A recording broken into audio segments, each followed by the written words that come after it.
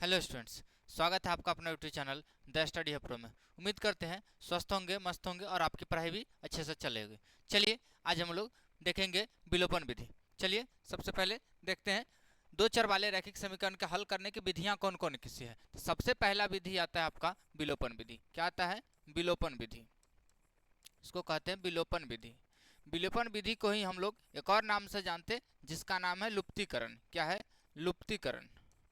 लुप्तीकरण। अगर विलोपन कहे फिर भी वही बात आती है जो लुप्तीकरण का होता है। किसी किसी कंडीशन में आपका क्वेश्चन लुप्तीकरण दे के पूछ देता है, तो भाई विलोपन और लुप्तीकरण में कोई फर्क नहीं है, तो हम कह सकते हैं विलोपन विधि को ही हम लोग क्या कहते हैं? लुप्तीकरण विधि कहते हैं। क्या कहते हैं? लुप्तीकरण विधि। इसी को हम लोग इंग्लिश में एलिमिनेशन मेथड के नाम से जाते हैं। एलिमिनेशन एलिमिनेशन मेथड के नाम से जानते हैं। इस पूरे विधि में होता क्या है, सबसे पहले हम इसको समझेंगे, उसके बाद क्वेश्चन की तरफ चलेंगे। देखिए विलोपन विधि का मतलब क्या है, तो विलोप का मतलब होता है गायब करना। समझे? विलोप का मतलब क्या होता है? गायब करना। तो इस विधि में पूरा पूरा एक ही प्रोसीजर फॉलो किया जाता है कि किसी एक टर्म को गायब कर देते हैं। ये गायब करने से क्या होता है, तो हमारा काम चल जाता है, आसानी से बन जाता है। देखिए समीकरण को पहले समझने की कोशिश कीजिए। अगर आप 8th क्लास की देखें, 8th क्लास में हम लोग सीखे थे इस प्रकार से समीकरण को हल करना। इस प्रकार से 3x + 5 = 0, यह एक प्रकार का समीकरण दिया गया होता था। और इसको हम लोग हल कैसा करते थे, तो यह इधर प्लस में होता था, इसको उधर ले जाते थे, माइनस में हो जाता था, यानी कि 3x = -5 का हो जाता था। और यह x के साथ गुना में होता था, ये इधर आ जाता था, भाग में हो जाता था। यहाँ से x का वैल्यू निकल जाता था -5/3। देखिए यहाँ x का वैल्यू निकालना आसान था। क्या था? आसान था। ये 8th क्लास में हमने सीखा था। अब यहाँ समस्या क्या आती है, 10th क्लास में आपका 8 और 10th लिंक होता है, तो होता क्या है कि इस समीकरण में क्या फर्क है, उस समीकरण में क्या फर्क है। तो यहाँ केवल और केवल एक चर राशि है। क्या है? इसमें चर राशि की संख्या एक है। क्या है? एक चर राशि का प्रयोग किया गया। जब एक चर राशि हो तो हम समीकरण को आसानी से इजिली हल निकाल सकते। क्या कर सकते? इजिली हल निकाल सकते। लेकिन जब यही दो समीकरण आ जाते तब हमारे पास समस्या आती है। क्या आती है? तो भाई x को अगर देख लीजिए समीकरण इस प्रकार से हो, 2x - 5y = 7 के मान लीजिए एक इक्वेशन है। तो हम क्या करेंगे, अगर x का वैल्यू यहाँ से निकालेंगे तो इधर 2x रहेगा, उधर जाएगा 7 + 5y आ जाएगा। अगर x का वैल्यू इधर निकाले तो x बराबर निकलेगा 7 + 5y/2। देखिए दिक्कत कहाँ आई, तो भाई यहाँ x का वैल्यू तो निकला, जैसे यहाँ हमने x का वैल्यू निकाला, यहाँ भी x का वैल्यू निकला, लेकिन फर्क क्या आ गया, यहाँ y के फॉर्म में आ गया। देखिए यहाँ एक y आ गया ना, तो y के फॉर्म में आ गया, तो भाई यहाँ से प्रॉपर वैल्यू नहीं निकाला जा सकता। तो दो चर वाले रैखिक समीकरण आने से समस्या यह आती है कि यदि एक चर होता तो हम एग्जैक्ट वैल्यू क्या है इसको निकाल पाते, लेकिन दो चर होने के कारण हम यहाँ से x का वैल्यू या y का वैल्यू, किसी एक का वैल्यू तब तक नहीं निकाल पाएंगे जब तक इस फॉर्मेट में ना आ जाए, यानी एक चर के फॉर्मेट में ना आ जाए तब तक हम लोग इसको नहीं निकाल सकते। इसीलिए हम लोग इस विधि को हल करने में क्या क्या प्रयोग करते हैं। सबसे पहला आता है विलोपन विधि। विलोपन विधि का मतलब क्या हो जाता है कि भाई विलोप करना यानी गायब करना। इस विधि में पूरा पूरा इस बात का फोकस रखा जाता है कि आपका दो चर में से किसी एक चर को गायब कर दिया जाए, यानी x को गायब कर दिया जाए और नहीं तो y के गायब कर दिया जाए। यह आप पे निर्भर करता है कि आप किसको गायब करना चाहते हैं। अगर आप x को गायब करना चाहते हैं तो x के हिसाब से सोचना पड़ेगा, अगर y को गायब करते हैं तो y के हिसाब से सोचना पड़ेगा। बस ठीक उसी प्रकार जब मान लीजिए कि अगर आप किसी दुकान में जाते हैं, अगर आपको कोई चीज़ अच्छा लगा, अगर उसमें से लेना है, तो भाई लेने में क्या है, अगर हमारे पास पैसा हो तो ले सकते हैं, लेकिन पैसा ना हो, अगर हमको मान लीजिए कि वहाँ से चुराना है, तो चुराने में क्या करेंगे, हमें सबसे पहले टारगेट लगाना पड़ेगा कि किस वस्तु को यहाँ से चुराना है, और जिस वस्तु को वहाँ से चुराना है उसी वस्तु के हिसाब से देखना पड़ेगा कि भाई इसको गायब करने में हमें किस प्रकार से सोचना पड़ेगा जो वहाँ से चोरी कर ले। सेम यही कंडीशन यहाँ लगेगा, यानी कि अगर हम x को गायब करेंगे, x के हिसाब से सोचना पड़ेगा कि x को कैसे गायब किया जाए। अगर y को गायब करना चाहते हैं तो y के हिसाब से सोचना पड़ेगा कि कैसे गायब करें। बस उसी चीज़ को हम स्टेटमेंट के फॉर्म में लिखेंगे और यह क्वेश्चन को सोल्व करेंगे। विलोपन विधि में यही आता है। और दूसरा विधि इसका आएगा, इसके बाद अगले वीडियो में बात करेंगे प्रतिस्थापन विधि। तो प्रतिस्थापन का मतलब भी होते हैं, यानी पूरा फॉर्मेट का कहानी यही चलता है कि भाई किसी एक को गायब कर देना है। तो यहाँ विलोपन में गायब कर देते हैं और प्रतिस्थापन में क्या करते हैं, x के बदले में y के रूप में मान रख देते हैं, चाहे y के बदले में x के रूप में मान रख देते हैं। जैसे देखिए यहाँ एक समीकरण से x का मान y के फॉर्मेट में निकाल लिए, इसी फॉर्मेट को उठा के दूसरे समीकरण में रख देंगे, तो वहाँ से पहले से x रहता और वहाँ से x के बदले में यह आता था, यह भी समीकरण x y के रूप में हो जाता और दूसरा y हमारा y के रूप में रहता। तो प्रतिस्थापन में यही चलता है, समझे।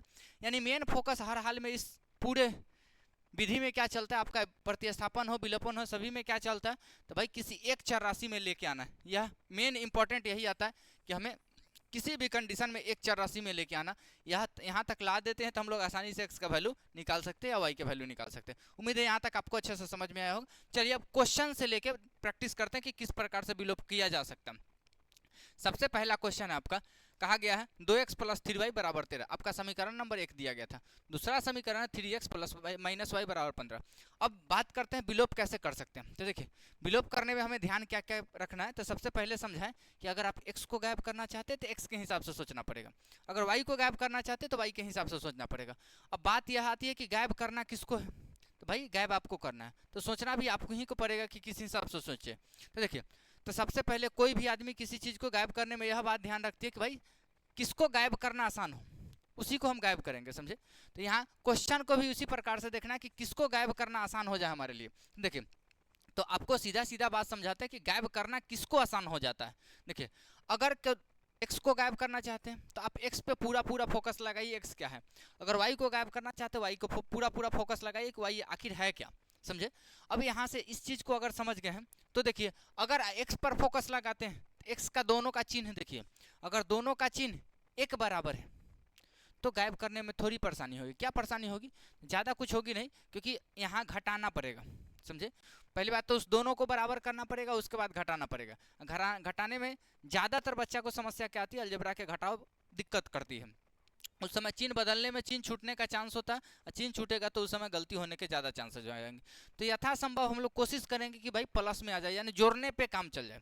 अब जोड़ने पे कब काम चलेगा, तो जब दोनों समीकरण दोनों चर राशि का चिन्ह आपका अलग अलग होना चाहिए। जैसे इस समीकरण y का चिन्ह देखिए, यह आपका प्लस में यह माइनस में, यानी कि वहाँ y दोनों अलग अलग हैं। तो इसको गायब करना हमारे लिए बेहद आसान हो जाएगा। क्यों, तो इसको जोड़ने पे काम चल जाएगा। हालांकि इसको भी गायब कर सकते हैं, लेकिन इसको घटाने पे अगर अलजेब्रा का घटाव अच्छे से आता है तो भाई इसको गायब करना आपके लिए आसान हो जाएगा। किसी किसी के कंडीशन में कोई कोई क्वेश्चन ऐसा होगा जिसमें आपको जोड़ने का स्थिति नहीं बनेगा, घटाने का ही बनेगा, तो उस स्थिति में आपको हर हाल में घटाना पड़ेगा। चलिए एक तो कंडीशन यह रहा। दूसरा कंडीशन यह समझिए कि यह गायब कैसे होगा, तो जब तक ले दोनों चर राशि को बराबर नहीं करेंगे, यानी आप x को गायब करें तो दोनों x को देखना पड़ेगा, अगर y को गायब करें तो दोनों y को देखना पड़ेगा। दोनों जब तक बराबर ना हो तब तक ले वह गायब नहीं होगा। यानी मेन फोकस क्या होगा, जिसको गायब करना उस पर देखिए, उस दोनों को पहले बराबर कीजिए। अब बराबर करने के बाद अगर एक बराबर चिन्ह है तो जोड़ेंगे, घटाएंगे कट जाएगा, अगर अलग अलग चिन्ह है तो जोड़ेंगे कट जाएगा, वह गायब हो जाएगा।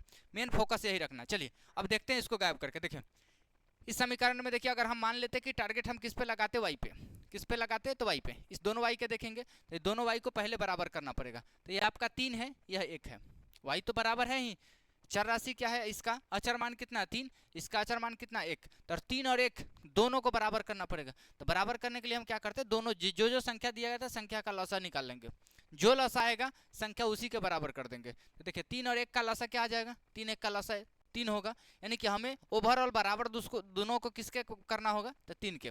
यानी कि यह पहले से 3 था, हमें सिर्फ और सिर्फ इसको 3 बनाना है। क्या करना है, इसको 3 बनाना है। तो इसको 3 बनाने में पूरा समीकरण में 3 से गुना करेंगे, यानी लिख देंगे यहाँ से। इसमें करना क्या है भाई, इसमें 3 से गुना करना है, तो लिखना पड़ता है भाई। लिखेंगे समीकरण सेकंड में, समीकरण सेकंड में 3 से गुना करके, गुना करके क्या कीजिएगा, तो दोनों अलग अलग चिन्ह है, क्या है, अलग अलग चिन्ह हो तो जोड़ना पड़ता है। तो गुना करके क्या करेंगे, जोड़ने पर। चलिए गुना कीजिए। पहला समीकरण में कुछ नहीं करना था, पहला समीकरण एज इट इज रह जाएगा जैसे था। तो क्या है, 2x प्लस 3y बराबर आपका 13 के, यह ऐसे ही रहेगा। दूसरा समीकरण में क्या आ जाएगा, तो इसमें 3 से गुना होगा, 3 से गुना होगा, 3 या 3 है, 3 तिहाई 9x आ जाएगा। इसमें 3 से गुना कीजिए तो माइनस 3y हो जाएगा, इसमें 3 से गुना कीजिए तो 5 तिहाई 15 हो जाएगा। अब कहा गया था जोड़ने पे, जोड़िएगा तो यह 3x से 3x गायब हो गया। हमारा मेन टारगेट यही था कि भाई किसी एक को गायब कर देना, 3y से 3y गायब हो गया। मेन टारगेट यही था कि किसी एक को गायब कर दे। अब एक को गायब करने से फायदा क्या हुआ, तो हमें सिर्फ और सिर्फ एक चर राशि बचा जिसका मान निकालना हमारे लिए बेहद आसान हो गया। अब देखिए यह जोड़ना था 9 हो, 9 और 2 कितना हो जाएगा, इधर 11x हो जाएगा। अब बराबर के इस साइड देखिए तो 15 13 आपका 28 हो जाएगा, 15 13 हाँ 28 हो जाएगा, क्या हो जाएगा 28, यह आपका 28 आएगा। अब देखिए इधर से x का वैल्यू निकालेंगे, यह गुना में इधर आएगा, भाग में हो जाएगा, तो x बराबर क्या हो जाएगा, x बराबर आपका 28/11 हो जाएगा। x का मान कितना निकला, 28/11।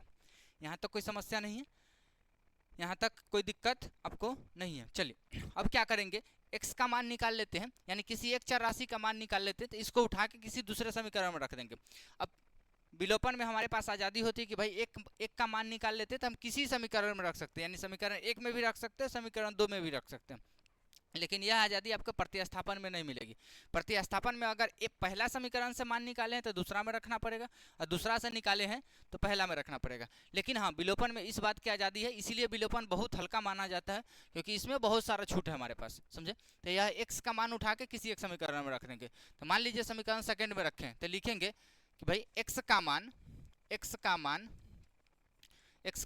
समीकरण सेकेंड में रखने पर चलिए x के बदले में रखिए मान, तो क्या क्या आ जाएगा, समीकरण सेकंड क्या था, 3 इंटू एक्स के बदले में आ जाएगा 28/11, क्या आ जाएगा 28/11, माइनस आपका y बराबर आपका 5 चल रहा था, यहाँ से गुना कीजिए तो 8 3 24 के 4 हाथ में 2 3 दूना 6 2 8 84 बाद बटा आपका 11 आ जाएगा। देखिए यह रखिएगा तो 8 3 24 के 4 हाथ में 2 3 दूना 6 2 8 84/11 है, माइनस आपका y था, इसको उठा के उधर ले जाइए प्लस में, उसको उठा के इधर लाइए तो वह माइनस में आ जाएगा, ये आपका प्लस में y हो जाएगा। अब समझिए y एक साइड है हमारा, इधर एलसीएम लीजिए तो एलसीएम कितना आ जाएगा 11, अभी निकालिए तो यह 84 माइनस 11 5 55, यानी कि ओवरऑल y का वैल्यू कितना निकला, तो घटाइए तो 11 में से 5 गया 6 5 11, या बचा हुआ 7 7 में से 5 गया 2, 26/11 आंसर आ जाएगा, क्या आ जाएगा 26/11।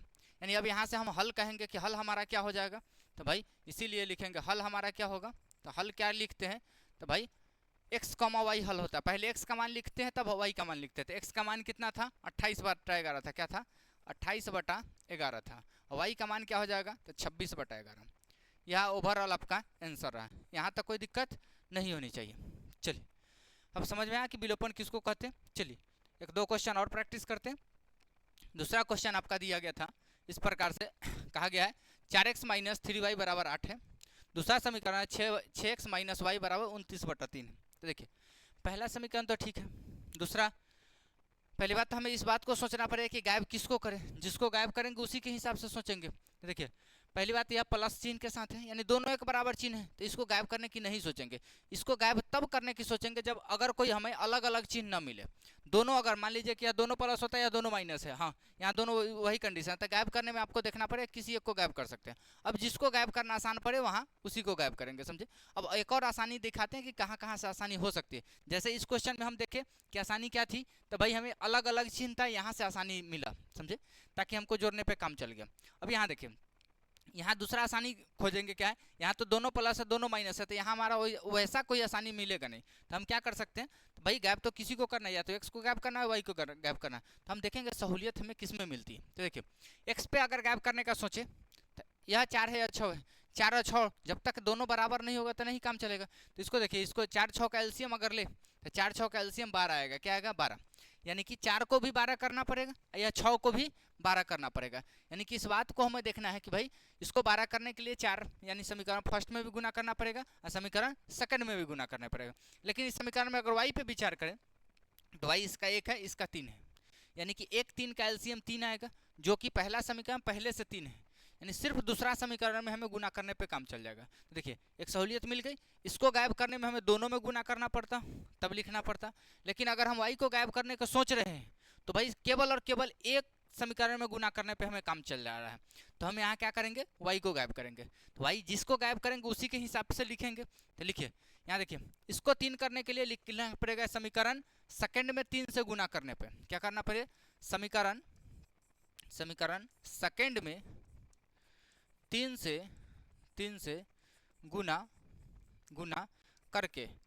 करके क्या कीजिए, तो दोनों एक बराबर चिन्ह है, दोनों क्या है एक बराबर चिन्ह में हमें घटाना पड़ेगा, क्या करना पड़ेगा घटाना पड़ेगा।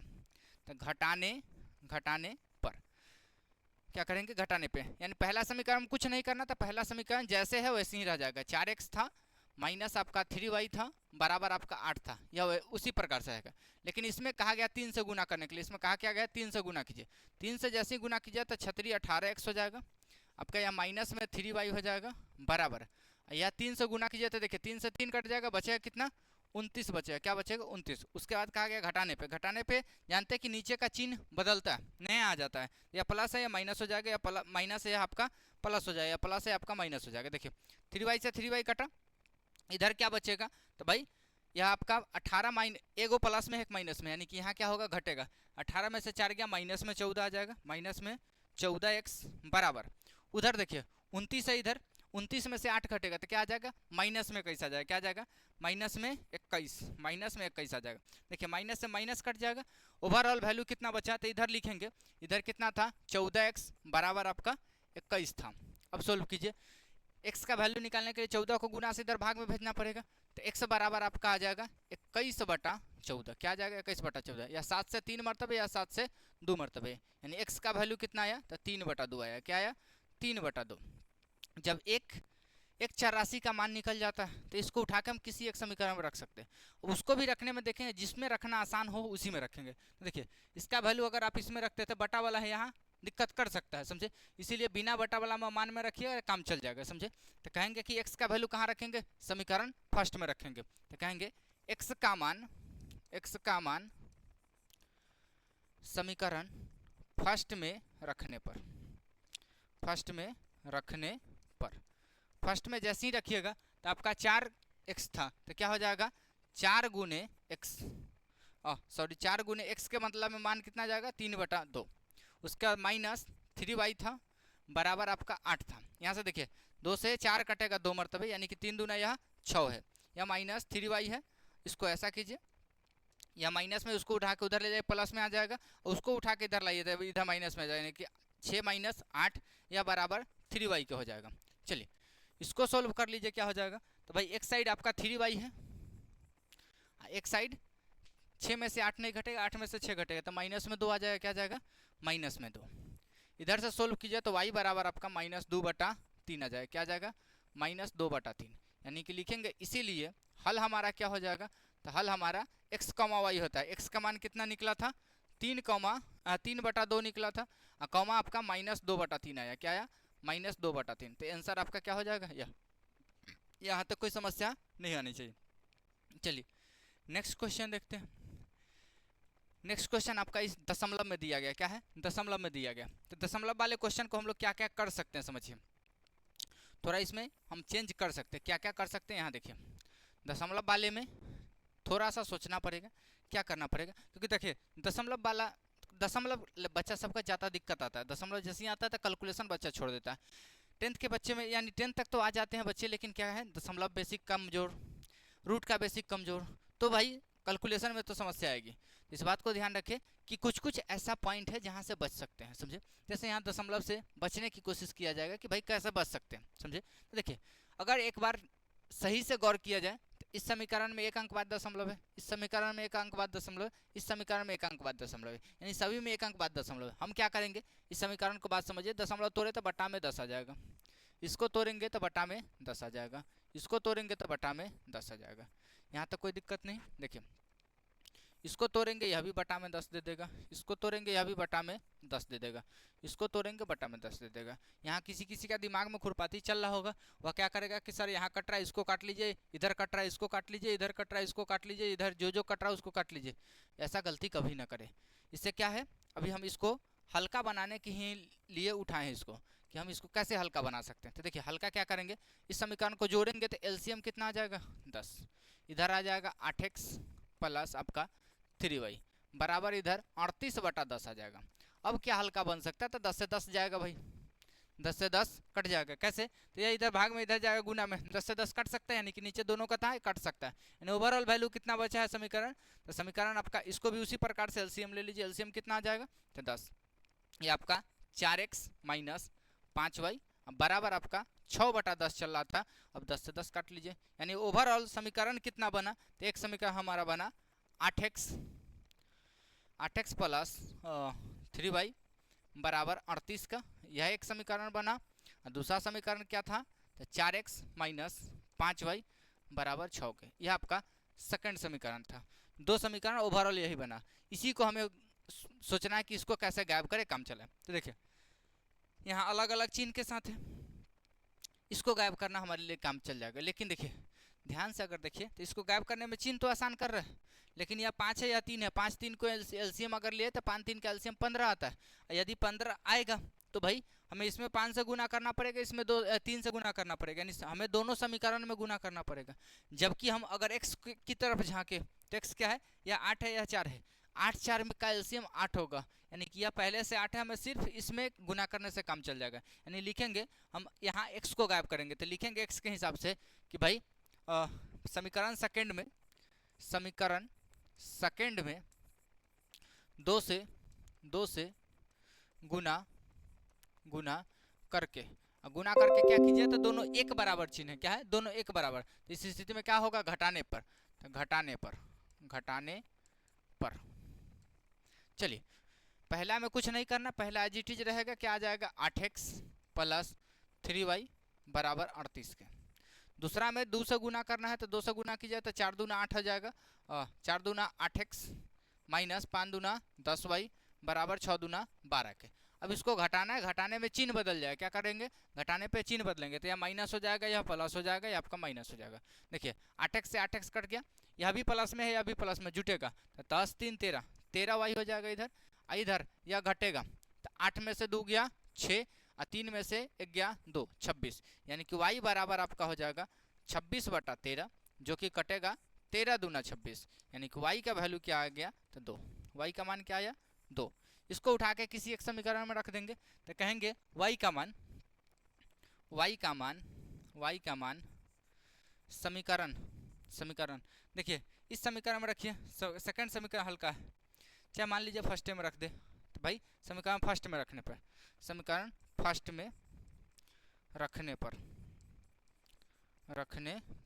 चलिए समीकरण फर्स्ट में वैल्यू रखिए, क्या क्या था 8x था, क्या था 8x था, 8x प्लस 3 और y के बदले में क्या आ जाएगा 2, 3 × 2 बराबर आपका किसका चल रहा था 38 के, यहाँ 38 का रहेगा।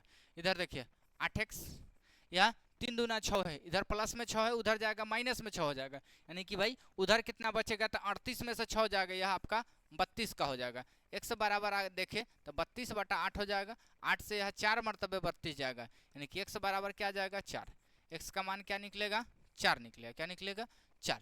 तो ओवरऑल हम लिखेंगे, इसीलिए हल हमारा क्या हो जाएगा, तो हल हमारा x, y होता है, x का मान 4 है और y का मान कितना निकला तो 2, तो यह 4, 2 आपका हल हो जाएगा। यहाँ तक कोई समस्या नहीं है। यह रहा कुछ आपके लिए विलोपन विधि से कुछ प्रश्न था, यह सब टाइप था, इस प्रकार से हम लोग इसको हल कर सकते थे।